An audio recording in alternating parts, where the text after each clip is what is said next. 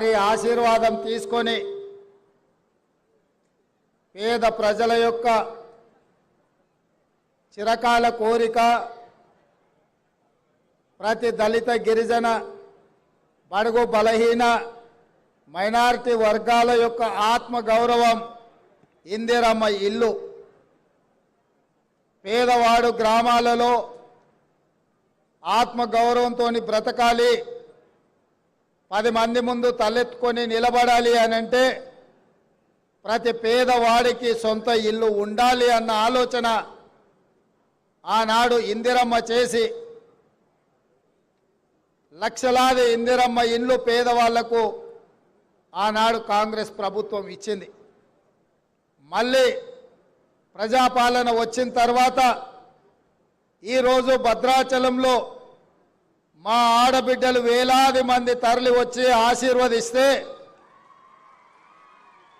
ఈరోజు మళ్ళీ ఇంత బ్రహ్మాండమైన కార్యక్రమం గృహ నిర్మాణ శాఖ మంత్రివర్యులు పొంగులేటి శ్రీనివాసరెడ్డి గారు ఈ కార్యక్రమానికి ముఖ్య అతిథులుగా ఉప ముఖ్యమంత్రి బట్టి విక్రమార్క గారు వ్యవసాయ శాఖ మంత్రి తుమ్మల నాగేశ్వరరావు గారు మంత్రివర్యులు ఉత్తమ్ కుమార్ రెడ్డి గారు కోమటిరెడ్డి వెంకటరెడ్డి గారు దుద్దిల్ల శ్రీధర్ బాబు గారు కొండా సురేఖమ్మ గారు సీతక్క గారు మిత్రుడు పొన్నం ప్రభాకర్ గారు మంత్రివర్గ సహచరులు ఖమ్మం జిల్లాల శాసనసభ్యులు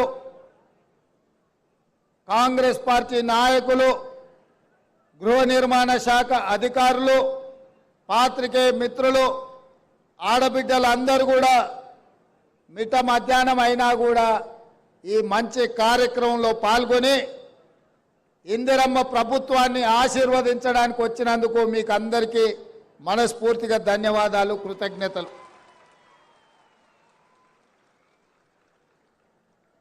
ఇల్లాలిని చూడు ఇల్లుని చూడు అన్నారు. ఇల్లాలి ముఖంలో సంతోషం ఉంటే ఆ ఇల్లు బాగున్నట్టే లెక్క. ఇంటి పెత్తనం ఆడబిడ్డ చేతిలో ఉంటే ఆ ఇల్లును చక్కదిద్దే బాధ్యత ఆడబిడ్డ తీసుకుంటుంది. అందుకే ఈరోజు ఇందిరమ్మ ఇండ్లు తెలంగాణ రాష్ట్రంలో దాదాపుగా 4.5 లక్షల ఇండ్లు 22,500 కోట్ల రూపాయలతోని పేదవాళ్ళు ఆత్మగౌరవంతో బ్రతకాలి, ఇందిరమ్మ ఇల్లు ఇవ్వాలి అన్న ఆలోచనతోని ఈరోజు ఈ కార్యక్రమం తీసుకున్నాం.